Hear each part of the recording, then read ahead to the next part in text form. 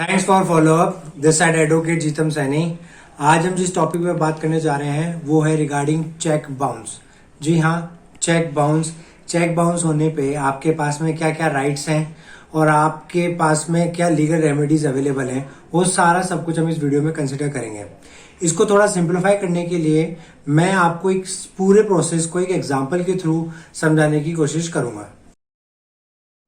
अब जैसे इस एग्जाम्पल में दो जने हैं, एक है गोविंद और एक है मीनाक्षी। अब यहाँ पे गोविंद ने मीनाक्षी को 5,000 रुपीज का एक चेक दिया और ये बोला कि आप अपने बैंक में इसको डिपॉजिट कर देना। अब मीनाक्षी ने उस चेक को अपने बैंक के अंदर डिपॉजिट किया, मतलब अपने बैंक के अंदर लगाया। उसके बाद में वो चेक हो जाता है डिसऑनर। अब यहां पे अराइज होता है कि मीनाक्षी के पास में उस चेक के लिए जो डिसऑनर हो चुका है उसके लिए क्या राइट्स है। इंडिया में जो चेक बाउंसेस के केसेस हैं वो स्पेसिफिकली डिफाइन किए गए हैं नेगोशिएबल इंस्ट्रूमेंट एक्ट के अंदर, और इसके अंदर भी सेक्शन 138 टू सेक्शन 142 एक रिलेवेंट सेक्शंस हैं चेक बाउंस केसेस में। इन सब प्रोविजंस को लाने का मेन रीजन ये था कि जिससे पब्लिक के अंदर या फिर बिजनेस डीलिंग के अंदर जो चेक्स है उनका ट्रस्ट पब्लिक के अंदर बढ़ सके। अब जानते हैं चेक डिसऑनर के होने के बाद में आपके पास में क्या क्या राइट्स हैं। जो अब अभी हम हमारे एग्जाम्पल में देख रहे थे कि गोविंद ने मीनाक्षी को 5,000 रुपीज का एक चेक दिया जो मीनाक्षी ने अपने बैंक में डिपॉजिट कर दिया। सबसे पहले मीनाक्षी को ये देखना पड़ेगा कि जो चेक है वो विद इन वैलिडिटी पीरियड है या नहीं है। यहाँ पे जो वैलिडिटी पीरियड का मतलब है 3 मंथ्स। 3 मंथ्स जो डेट उस चेक में लिखी हुई रहती है। जैसे कि एग्जाम्पल कि अगर 1 जनवरी 2022 के अंदर कोई चेक इशू है तो उसकी वैलिडिटी 3 मंथ्स तक रहेगी, जो वैलिड रहेगा मार्च 2022 तक। तो ये कंसिडरेशन करना भी बहुत जरूरी है।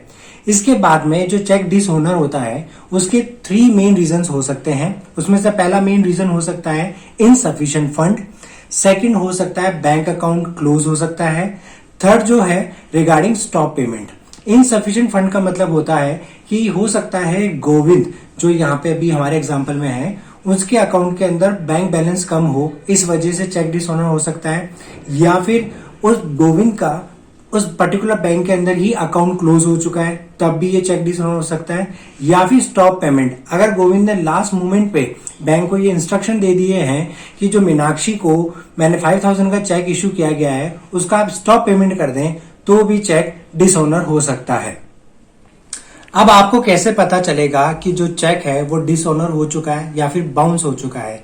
इसके लिए बैंक हमेशा जब भी चेक डिसऑनर होता है उस केस के अंदर वो ओरिजिनल चेक के साथ में आपको एक मेमो रिसिप्ट देता है, और उस मेमो रिसिप्ट में ये स्पेसिफिकली रीजन मेंशन होते हैं कि वो किस रीजन की वजह से चेक बाउंस हुआ है। जैसे कि या तो इनसफिशिएंट फंड है, या फिर स्टॉप पेमेंट किया गया है, या फिर वो जो बैंक अकाउंट है वो ही क्लोज हो गया है।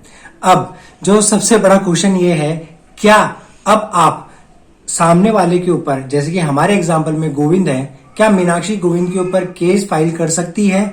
मेरा आंसर है अभी की पोजीशन में नहीं। अब मीनाक्षी को अपने लीगल राइट अवेल करने के लिए जो चेक डिसऑनर हुआ है और जिसके साथ में एक मेमो रिसिप्ट आई है उसके विद इन 1 मंथ गोविंद को एक नोटिस भेजना पड़ेगा, और उस नोटिस में स्पेसिफिकली मेंशन करना पड़ेगा कि आप इस नोटिस के रिसीव करने के 15 दिन के अंदर जो भी पूरा पेमेंट है, जैसे कि हमारे केस में 5,000 का पेमेंट था, वो मेरे अकाउंट के अंदर डिपॉजिट करा दें। नहीं तो मैं सेक्शन 138 नेगोशिएबल एक्ट के अंदर या फिर जो भी लीगल रेमेडीज अवेलेबल है मेरे पास में, मैं उनको प्रिवेल कर सकती हूं। अब मेन चीज ये आता है कि ये नोटिस देना जरूरी है। हाँ, ये नोटिस देना मैंडेटरी है। ये इसलिए मैंडेटरी है कि हो सकता है कई बार सिचुएशंस अराइज हो सकती है कि जो गोविंद है उसको पता नहीं हो कि उसके बैंक अकाउंट के अंदर बैलेंस कम हो चुका है, या फिर कई बार ऐसा इशू होता है कि हमारे फैमिलीज में भी, जैसे हमारे बैंक अकाउंट्स है उसमें से कई फैमिली मेंबर्स उनको यूज कर लेते हैं और हमने वो चेक इशू कर दिया है किसी को, और वो बाद में अगर चेक लगाते हैं तो वो बाउंस हो सकता है। तो एक बोनाफाइड पर्सन को बचाने के लिए एक्ट के अंदर एक प्रोविजन दिया हुआ है कि आप उनको नोटिस इश्यू करें, अगर वो बोनाफाइड है तो वो आपका पेमेंट कर देंगे। अब इसमें एक इंपॉर्टेंट बात यह है कि जैसे ही आपने नोटिस के अंदर 15 डेज का टाइम पीरियड दिया और उस 15 डेज के टाइम पीरियड के अंदर गोविंद अगर पेमेंट नहीं करते मीनाक्षी को, तो नेक्स्ट 16 डे जो 16 डे होगा वहां से कॉज ऑफ एक्शन अराइज हो जाएगा और उस पर्टिकुलर डे से मैं आपको ये बोल सकता हूं कि आप केस फाइल कर सकते हैं सामने वाले के ऊपर।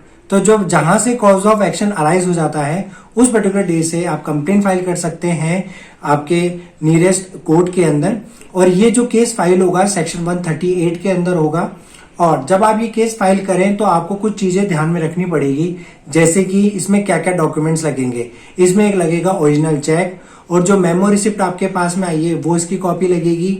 इसी के साथ में जो लीगल नोटिस आपने उनको सेंड किया है, उस लीगल नोटिस में दो चीजें इंपॉर्टेंटली मेंशन होनी चाहिए कि वो चेक डिसऑनर हो चुका है और उसका पेमेंट आप 15 डेज के अंदर करें। इसी के साथ में जो एक पोस्टल रिसिप्ट है वो भी आपको लगानी पड़ेगी, क्योंकि उससे ये मेंशन होगा कि वो जो पर्टिकुलर नोटिस है उसकी सर्विस हो चुकी है। मैं एक चीज और आपको बताता हूं कि प्रूफ ऑफ सर्विस होना इज मस्ट। 138 के केसेस जितने भी होते हैं उसमें प्रूफ ऑफ सर्विस होना जरूरी है। अगर प्रूफ ऑफ सर्विस नहीं होती है तो आप 138 के अंदर जाके ये पर्टिकुलर जो चेक बाउंस के केसेस हैं वो आप अवेल नहीं कर सकते हैं।